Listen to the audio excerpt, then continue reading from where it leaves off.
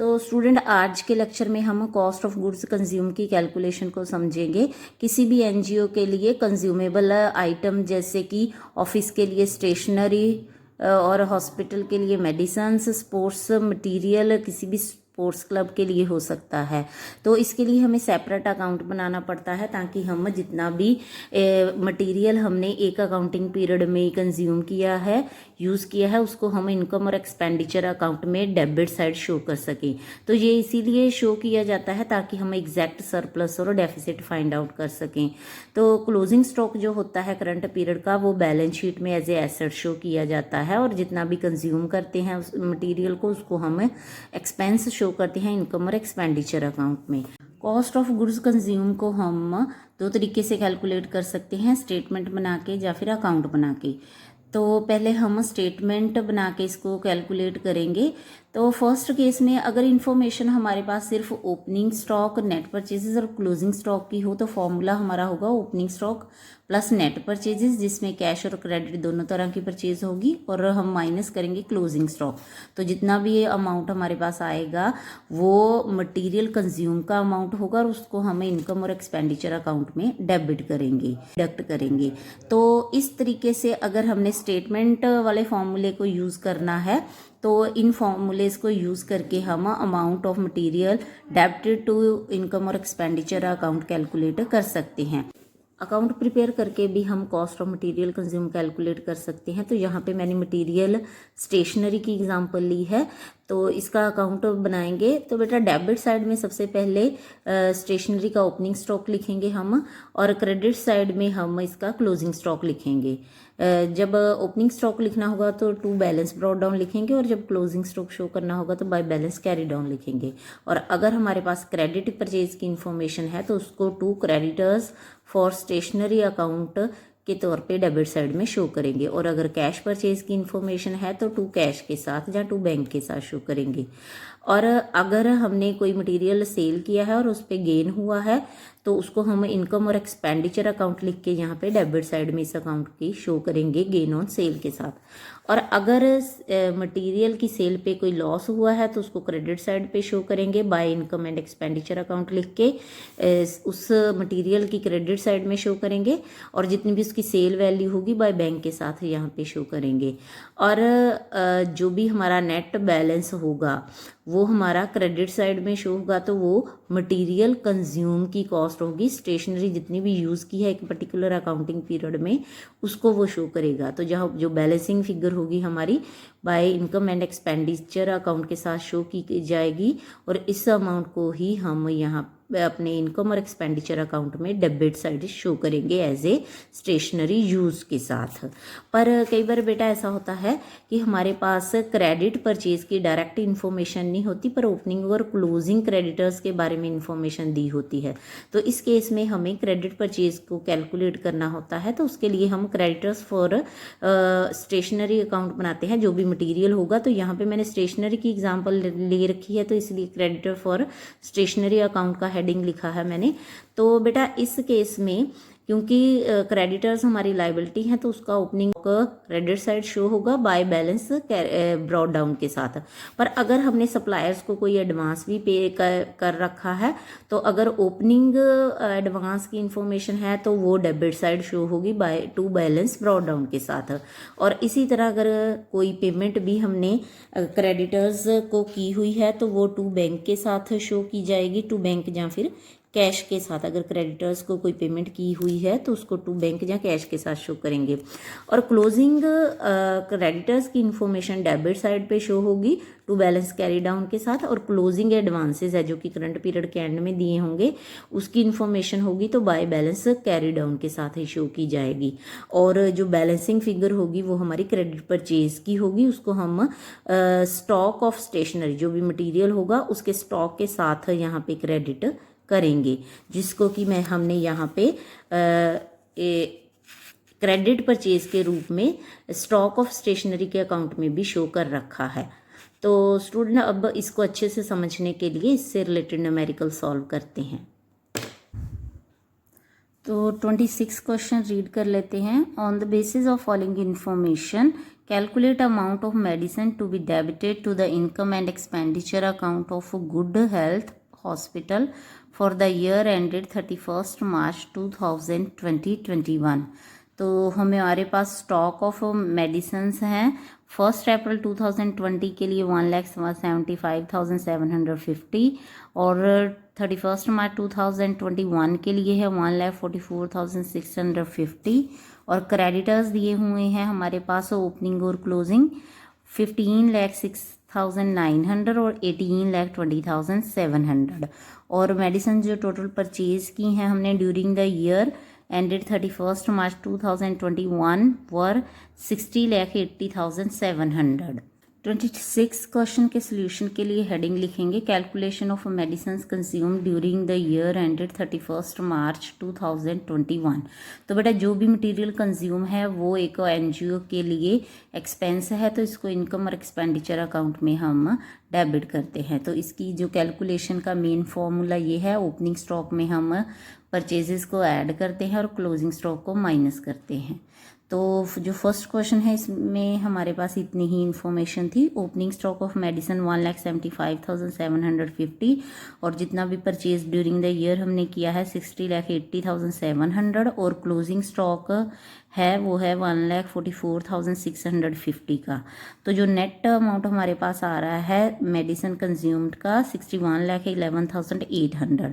तो इस अमाउंट को हम इनकम और एक्सपेंडिचर अकाउंट में डेबिट साइड शो करेंगे एज ए मेडिसिन कंज्यूम्ड के रूप में। 27th क्वेश्चन को रीड कर लेते हैं। Calculate amount to be posted to the income and expenditure account for the year ended 31st March 2021।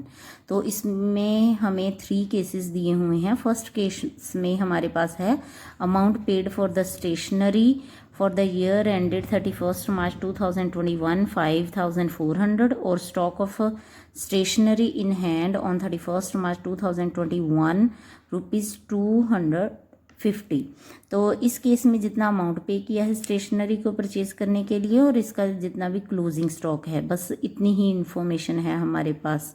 तो सेकंड केस में स्टॉक ऑफ स्टेशनरी जो है ओपनिंग डेट पे हमें दिया हुआ है 1,500 का और पेमेंट जो की है ड्यूरिंग द ईयर हमने वो है 5,400 की और क्लोजिंग स्टॉक है 250। तो केस थर्ड में स्टॉक ऑफ स्टेशनरी है 1 अप्रैल 2020 को 1,500 ये ओपनिंग स्टॉक है और creditors for the stationery on 1 April 2020 ये प्रीवियस ईयर के क्रेडिटर्स हैं 1,000 के और amount paid for the stationery है 5,400 का और स्टॉक ऑफ स्टेशनरी है जो कि क्लोजिंग स्टॉक है 250 का।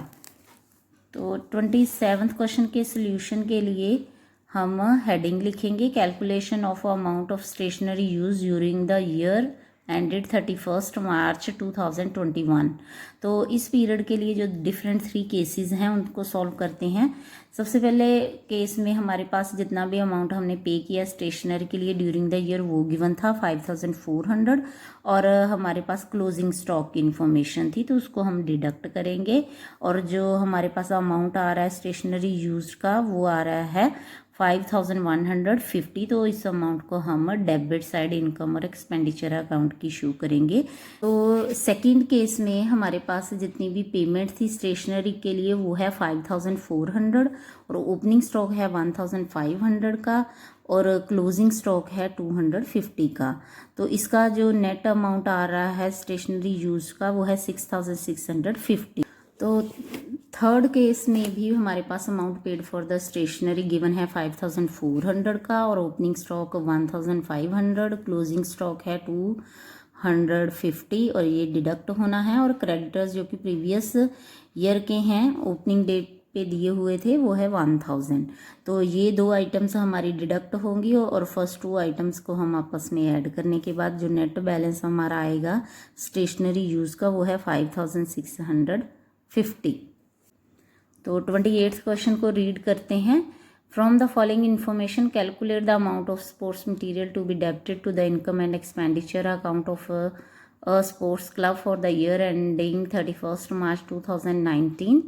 तो इस क्वेश्चन में हमारे पास ओपनिंग स्टॉक है 10,000 का, क्लोजिंग स्टॉक है 7,500 का, ओपनिंग क्रेडिटर्स हैं 20,000 के, क्लोजिंग क्रेडिटर्स हैं 22,500 के, और पेमेंट जो क्रेडिटर्स को की है ड्यूरिंग द ईयर वो है 1 लाख की। 28th क्वेश्चन के सोल्यूशन के लिए हेडिंग लिखेंगे calculation of amount of sports material to be debited to income and expenditure account of a club for the year ending 31 March 2019।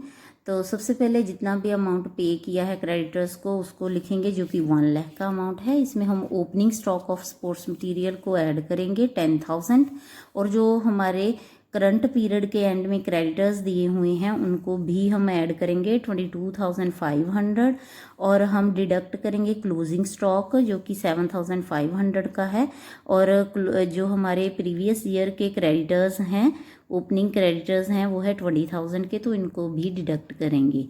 तो जो नेट अमाउंट हमारे पास आ रहा है वो आ रहा है 1,05,000 का। 29th क्वेश्चन को रीड कर लेते हैं। Calculate the amount of sports material to be transfer to income and expenditure account of the Raman Bhalla sports club Ludhiana for the year ended 31 March 2019।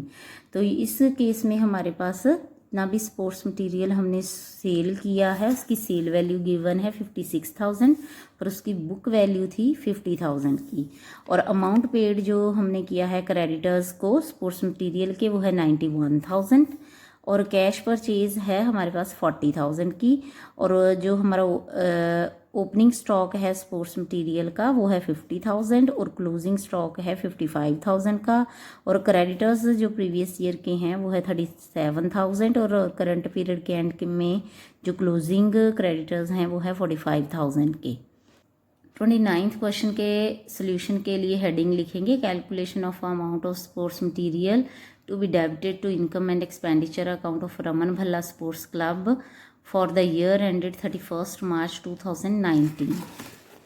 तो सबसे पहले इसके सोल्यूशन के लिए हम जितना भी अमाउंट पे किया है क्रेडिटर्स को उसको लिखेंगे 91,000, और ओपनिंग जो स्पोर्ट्स मटेरियल है 50,000 का उसको इसमें ऐड करेंगे, और करंट पीरियड के एंड में जो क्रेडिटर्स हैं क्लोजिंग क्रेडिटर्स हैं उनको भी हम ऐड करेंगे 45,000 को, और कैश परचेज को यहाँ पे हम ऐड करेंगे, और जो हमारी डिडक्ट होने वाली आइटम्स हैं उनमें सबसे पहले है क्लोजिंग स्टॉक 55,000 का, और क्रेडिटर्स जो कि हमारे प्रीवियस पीरियड के एंड में दिए हुए हैं 37,000 उनको माइनस करेंगे, और बेटा जितना भी हमने स्पोर्ट्स मटेरियल जो सेल किया है ड्यूरिंग द ईयर उसमें से उसकी बुक वैल्यू को यहाँ पे हम डिडक्ट करेंगे।